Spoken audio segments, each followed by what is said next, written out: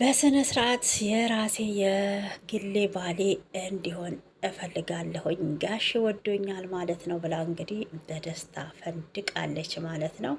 እውነት ቅድስትዬ ድራማ መሆኑ ነው እንጂ ያድርግልሽ። ማህሌት ጉድሽን አላየሽም ማለት ነው። እና ከዚህ ቀደም እንግዲህ ምሳሌን ለመግደል ስትሯሯጥ ቅድስት ናት እኔ አይደለሁም እኔ ስወጣ አንተን አግብታ ለመኖር ፈልጋ ነው እያለች እንግዲህ ስታቅጅላት ስታልሚላት የነበረችዋ ቅድስት ወርቅ የሆነው ባልሽን ብሩኬን ተቀምተሻል ማለት ነው። እና እንግዲህ መልካም መቃጠል ከዛ ከዝና ጋር ይሁንልሽ ማለት እፈልጋለሁኝ። እውነት የቅድስትን ደስታ ፊቷ ላይ አይታችሁታል። እውነቴን ነው። ፈንዲሻ እንኳን እንደ ቅድስት አይፈካም ማለት ነው። እና የሀሳብሽ ይሙላልሽ። 16 ልጅ ማለት ህጻናት መከፈት አለበት ብዬ አስባለሁኝ። ደስ ይላል። እንግዲህ ፈጣሪ ሀሳብሽን ይሙላ ማለት ነው የምንፈልገው። ለማንኛውም እንግዲህ ዝናና ማህሌት ሞገስን በማሳደድ ሩጥ አሯሩጥ እያሉ ይገኛሉ ማለት ነው።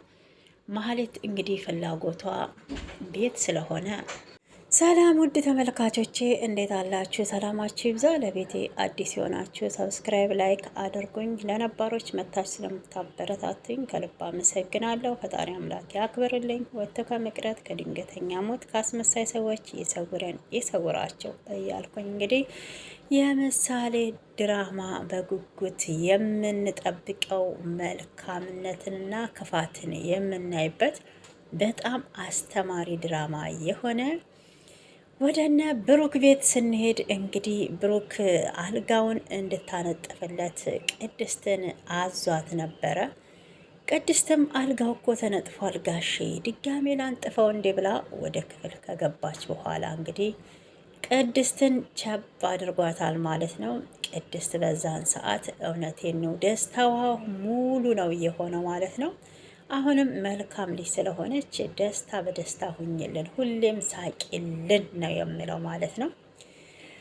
ያው እሷም በመደንገጥ ጋሼ በቃ መኝታውን አንጥፍ ያለው አንተ ተኛ ደህና ደር ብላው ጥላው ወጥታለች ማለት ነው። እንግዲህ ወደ ሳሎን ከሄደች በኋላ ዳሌዋን ዳበስ ዳበስ እያደረገች በጣም በመፍለቅለቅና በመገረም ጋሼ እኔን ወዶኛል ማለት ነው። በጣም ነው የሚገርመው። እንዲክማ እስከ ዛሬ ክብረ ንጽህናዬን ጠብቄ የተቀመጥኩትን በስሜትም አልሰጠውም። በስነ ስርዓት የህጋዊ ባሌ መሆን አለበት።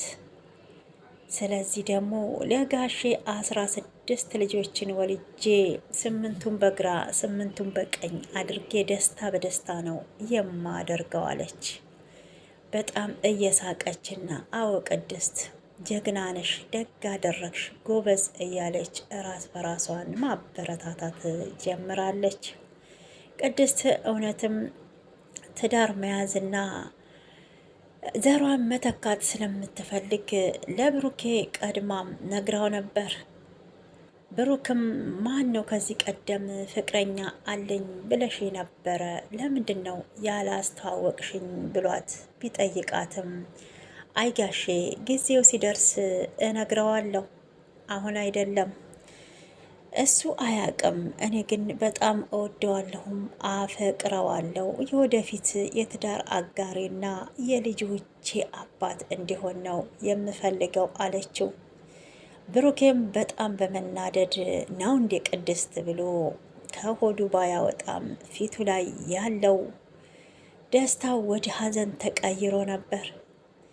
ብሩክ ግን እሱን እንደሆነ ቅድስት የወደደችው ፈጽሞ አላወቀም። መቼም ሰው ታልተነገረው እንዴት ቅድስት ወደደችኝ ብሎ ከመሬት ተነስቶ እሱ ስሊወዳት ይችላል። አሁን ላይ እንግዲህ ቅድስትም ሆነች ምሳሌ እናቷ እንድትሆን ትፈልጋለች።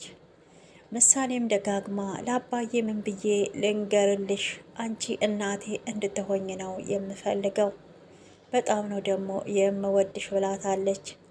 ቅድስትም ምሳሌዬ እኔ እኮ ጋሼን በጣም እወደዋለሁኝ፣ እናትሽ ብሆን በጣም ነው ደስ የሚለኝ፣ እናትሽ ሆኜ አንቺን የመሳሰሉ ቆንጆ ቆንጆ ልጆችን መውለድ ነው ፍላጎቴ አለቻት። ምሳሌም እሺ ቅድስትዬ ግን ታገባሽ ከዚህ ትወጫለሽ እንዴ ብላ ብትጠይቃትም ጋሽት አልፈለገኝ እወጣለሁ አዎ አለች።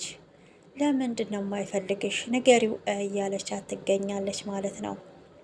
ከዚህ ቀደም ሞገስም ግን እኮ ክብረ ንጽህናሽን ለብሩክ መስጠት አለብሽ፣ ብሩክ ሲመጣ ደግሞ ደስታ በደስታ መሆን አለባችሁ፣ ብሩክን ነው ማግባት ያለብሽ ብሏታል። ቅድስት በጣም በማፈርና በመሽኮርመም እንዴ ምን እያልክ ነው? ጋሼ እኮ እንደዚህ አይነት ሰው አይደለም፣ በጣም ስነ ስርዓት ያለው ነው ብለዋለች። ሞገስም በቃ አሁን ክብረ ንጽህናሽን ለሱ ነው ያደል የምትሰጪው ሲመጣ ብሏታል ማለት ነው። ብሩክን የመሰለ ባል ቅድስት ማግኘቷ እሱም እድለኛ ነው፣ እሷም እድለኛ ናት ማለት ነው የምፈልገው። ማህሌት ልጁ ታማሚ ስለሆነችበት ንብረት ብቻ በመፈለግ ከታማሚ ልጁ ጋማ ንብረቱ ተሸጦ ደሃ ሆኜ ከምኖር እንኳን ከባሌ ጋር ብቻዬንም ደሃ ሆኜ መኖርን እፈራለሁ ያለችው ማህሌት ዛሬ ሞገስን ለማስገደልና በሞገስ ደም ቤት ዝና ሊገዛላት አብራ እየተሯሯጠች ትገኛለች። ኤፍራታ እህቷም ቅድስትን ምንም ሳታረጊያት ከዛ ቤት በመውጣትሽ በጣም ነው የማዝነው አለች። ማህሌትም እኔ በህይወት እያለሁማ ቅድስትና ብሩክ ተጋብተው መኖር አይችሉም፣ ህይወታቸውን ነው የማመሰቃቀለው እያለች ትፎክራለች። እሱም ሳይሳካላት ቀርቶ ብሩክ ጀግናው ምሳሌን አሳክሞ አሁን ከቅድስት ጋራ ፍቅር በፍቅር እየተጨዋወቱ ይገኛሉ። ማህሌት እንግዲህ ከዝና ጋራ ሆና የእብደት ዘመን እንዲሆንልሽ እንመኛለን። ሞገስና ሉላ ለአንቺማ ብዙ መስዋዕትን እከፍላለሁ፣ ከእንግዲህ ወደ ዝና አልክሽም። ሉላም ለምንድን ነው ከጓደኛ ጋር ይቅርታ ማታደርግለት? አንተ እኮ ይቅር የማይባል ነገር ብሩኬን በድለከው ይቅር ብሎካል። ስለዚህ ይቅር በለው። ብሩክም በዛን ሰዓት እኮ ልክ ነበረ። አንደኛ የልጁን ህይወት ለማትረፍ ነው። እንኳንም እኔን ወደ ዝና መልሶ የልጁ ህይወት ተመለሰለት። በዚህ ላይ እኮ የምሳሌ እናት ሃይማኖት በጣም ጓደኛዬና ምርጥ እህት የነበረች አፈሩን ገለባ ያድርግላት እንጂ ብለዋለች። ሞገስ ግን በጣም ጨክኗል። አሁንም በድጋሜ ከብሩክ ጋር ብታረቅ ሉላን አሳልፎ ይሰጣታል ብሎ ስለሚያስብ ሞገስ ሉላን ማጣት አይፈልግም። ብሩክ ግን መጀመሪያ ሉላን ለዝና አሳልፎ የሰጠው የምሳሌ ህይወት ሞትና ሽረት ስለነበረ አንድና አንድ የልጁን ሕክምና ለማሳካት ሲል ነው። ከዚህ ቀደም ብሩክ ለሞገስ ቃል ገብቶለታል። ምሳሌን አሳክሜ ልምጣ እንጂ ሉላ ያንተ የግልክ የራስክ ሚስት ትሆናለች። 9 ዓመት ሙሉ ስለ ሉላ ስታስብ የነበረውን በመልካም ትዳር ትኖራላችሁ ብሎ ቃል ገብቶለታል። ሞገስ በአሁን ሰዓት ለብሩክ ብዙ ውለታዎችን ቢውልለትም ይቅርታ ሊያረግለት ግን አልቻለም። በዚህ ጋር ደግሞ ዳጣ ቤተሰቦቿን ፍለጋ ላይ ትገኛለች። አባቷ የዲኤንኤን ምርመራ እናደርጋለን፣ እቤት ውስጥ ግን አባዬ ብለሽ እንዳትጠሪኝ ብሏት ነበረ። ድንገት ግን ዳጣዬ ከልጆቹ ተስማማሽ እንዴ ብሎ ባላት ሰዓት ነበር ካፏ አምልጦ በጣም ወርቅ የሆኑ እህቶች ነው ያሉኝ ስትል ማርቲ የእንጀራ እናቷም ሰምታታለች።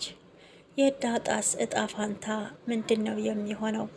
ማርቲ የዳጣን ልጅነት ትቀበል ይሆን? የባሌ ልጅ ናት ብላ ታምናለች? ትቀበላት ሲሆን የውሃ በጣም ነበረ ውሃ ዳጣን የወደደቻት